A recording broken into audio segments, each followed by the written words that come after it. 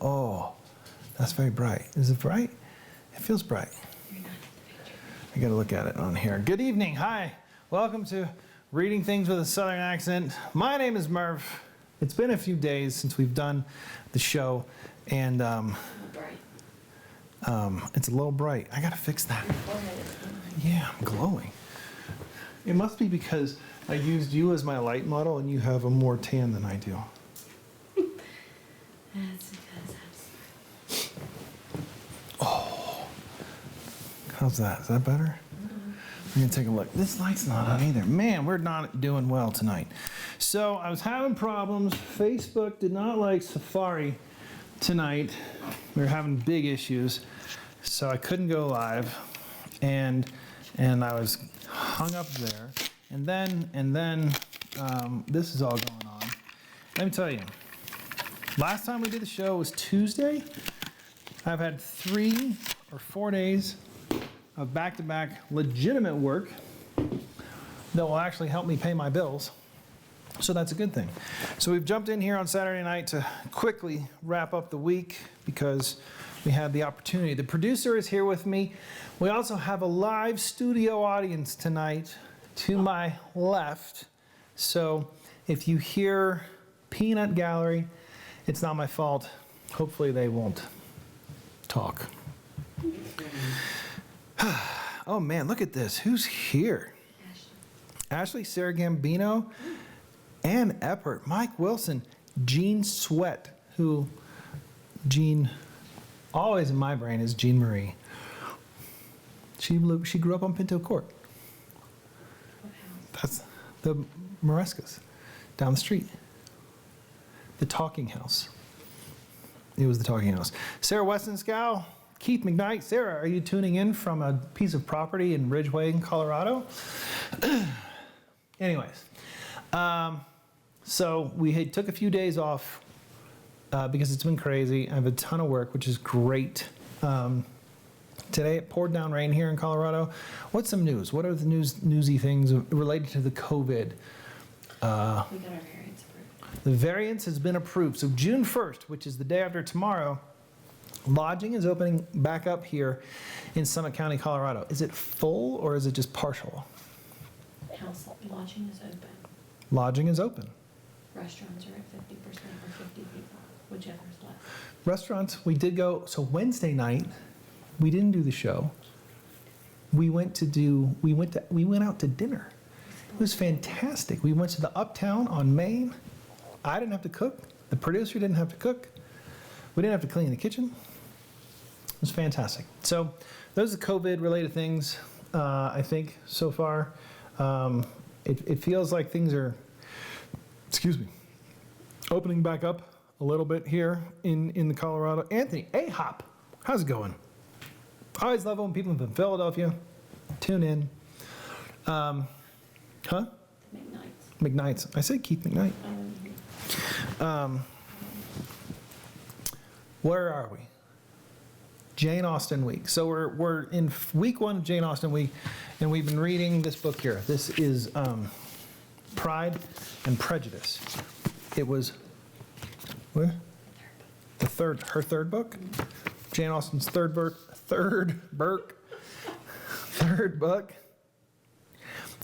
It was published in 1813.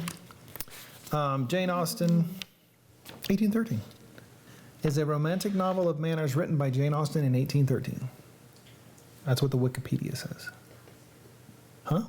Yeah. Papa's here. Hello, Papa. So that's where we are now. Real quick, I got some new liquid candy for the show. This is the Breckenridge High Proof Blend. I did a shoot yesterday at the Breckenridge Distillery for the town of Frisco, little collaboration, and I was able to walk away with one of these. It was paid for. It wasn't like a freebie, but I was able to, I've never had this. It's the 105 proof Breckenridge. It says a blend of straight bourbon whiskeys, aged for a minimum of 2 years in new charred oak barrels, 105 proof. So we're gonna give this a shot. Never tasted this before. This is all part of... Is that enough? Okay, that's plenty.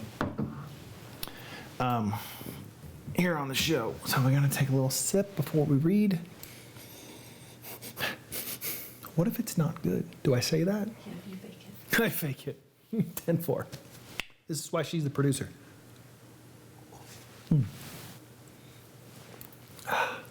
It's not good to inhale before you. It's good. That's not faking it. It's good. I like it.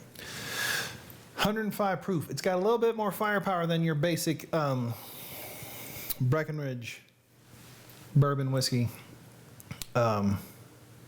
which is like 80 proof. This is 105 proof. What? I'm getting to wrap it up. I have to drink a little bit more.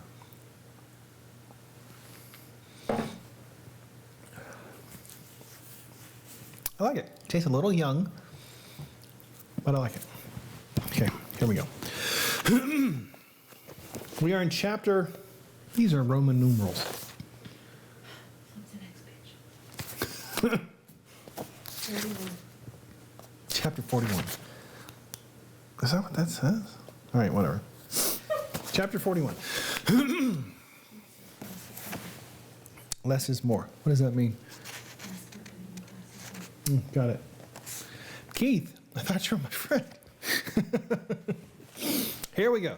It's been a while. I haven't tried the Southern accent in a few days, and it's really hot in this room. I had the windows and the doors open in this room for at least 2 hours before doing this. And let me tell you, between the beard and the scarf and this heavy freaking wool jacket, I'm dying.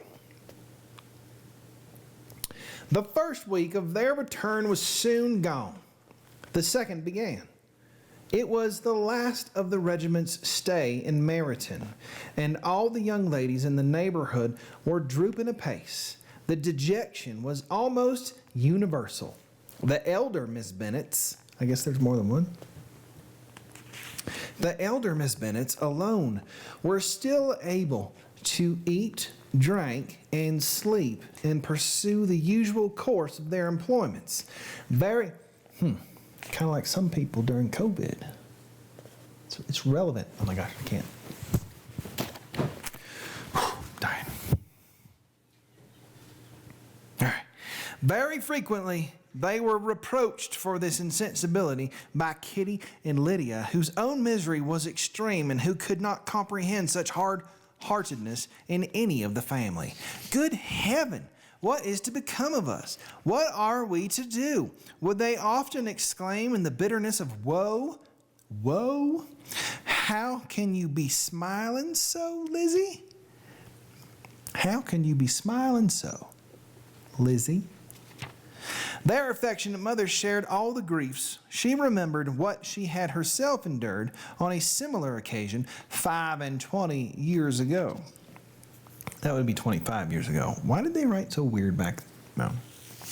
I am sure, she said, I cried for 2 days together when Colonel Miller's regiment went away. I thought I should have broke my heart. I am sure I shall break mine, said Lydia. If one could go to Brighton, observed Miss Bennet. Oh, yes, if one could go to Brighton, but Papa is so disagreeable. Papa, why are you so disagreeable? A little sea bathing would set me up forever. And my Aunt Phillips is sure it would do me a great deal of good, added Kitty. Such were the kind of lamentations resounding perpetually through Longbourn House. Elizabeth tried to be diverted by them, but all sense of pleasure was lost in shame. She felt a new justice of Mr. Darcy's objections, and never had she before been so much disposed to pardon his interference in the views of his friend. But the gloom of Lydia's prospect was shortly cleared away, for she received an invitation from Mrs. Forrester, the wife of the colonel of the regiment, to accompany her to Brighton. This invaluable friend was a very young woman and very lately married. A resemblance in good humor and good spirits had recommended her and Lydia to each other, and out of their 3 months' acquaintance, they had been intimate too. What? That sentence doesn't even make sense. I'm rereading. This invaluable friend was a very young woman, comma, and very lately married, period. A resemblance in good humor and good spirits had recommended her and Lydia to each other, comma, and out of their 3 months' acquaintance, they had been intimate too. And 2 is TWO, like the number 2. What the heck does that even mean? I'm very confused. Are you confused? Are you guys confused? Okay, the studio audience is just as confused as I am.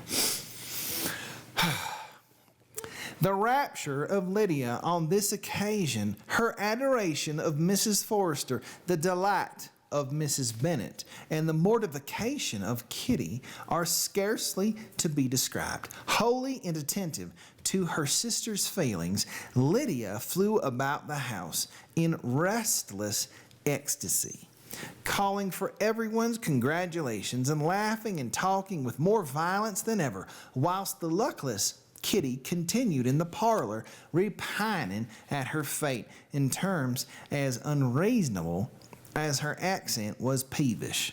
I cannot see why Mrs. Forrester should not ask me as well as Lydia, she said. Though I am not her particular friend, I have just as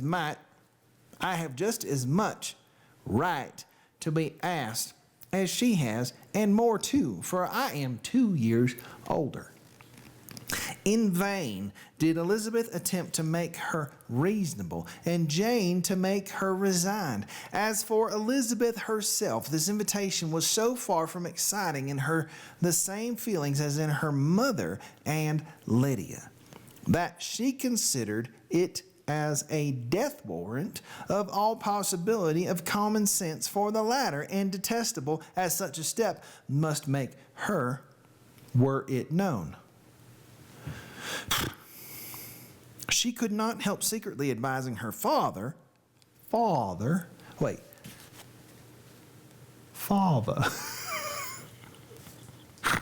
father, thank you, Angelica, father, not to let her go. She represented to him all the improprieties of Lydia's general behavior, and I lost my place. Jeremy, the little advantage she could derive from the friendship of such a woman as Mrs. Forrester, and the probability of her being yet more imprudent with such a companion as Bratton. Oh, I need a fan. Where the temptations must be greater than home. He heard her attentively and then said, Lydia will never be easy till she has exposed herself in some public place or other, and we can never expect her to do it with so little expense or inconvenience to her family as under present circumstances. It's getting a little risque here. If you were aware, said Elizabeth, of the very great disadvantage to us all, which must arise from the public notice of Lydia's unguarded and imprudent manner, nay, which has already arisen from it, I am sure you would judge differently in the affair.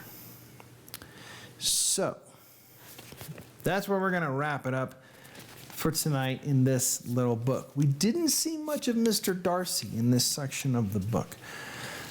I wonder where he is. We'll have to find out next time when we head towards the end. We're on page 223 of 300 and, oh man. Close to 400 pages. Let's just say close to 400 pages. So, we're going to find out how we can track Mr. Darcy and Miss Elizabeth Bennet's relationship. I think it's a little spicy. It's getting a little risque. 1813, they're talking about exposing themselves. The young life leader. Who? Which one? Katie. Hi, Katie. Whew. Good thing we got through that risque part of Pride and Prejudice before you showed up. Travis Wilson. Travis, you do some cool stuff. I should come with you on one of these crazy trips you take. I think that would be fun. Pam, Jason Brown. Hey, Jason Brown. Anyone else? New? Huh? All right. Well, that is going to do it. It says I've been live for 2 minutes, which we know is entirely incorrect. I don't know if we're going to do tomorrow. It's been so many days since we've done the show. Maybe we'll do one on Sunday. You have to work? The producer is opening the shop tomorrow. If you're in town in Breckenridge, drop by the Wandering Daisy and buy some stuff so that we can pay our electric bill. That would be helpful. You're working tomorrow? Okay. That's going to do it. Maybe we'll do it tomorrow night. Maybe we won't. We'll figure this out. I did say we would do it 6 days a week until things started to get back to real work. Real work has started to creep up. I have something I think I'm shooting tomorrow. The producer has real work tomorrow. So maybe we're going to drop down to a couple of days a week. We'll discuss, figure this out. Maybe we'll just crop up here whenever it's convenient and hope to see you here. I don't know, but that's going to do it for me tonight here on Reading Things with a Southern Accent, 2020, episode 56. 56. And as I said in the beginning, the reason why we're doing this, because in times like these, and when we started, the times were the COVID, the quarantine, the craziness of that. But so much else has happened in the last 2 months that is just stupid and crazy and doesn't make a whole lot of sense. So I stick by, in times like these, we need some nonsense, because we need some distractions from all of this stupidity and craziness and unpleasant things that are going on in the world. I'm getting the wrap. So as always, thanks for watching, and please wash your hands. Good night.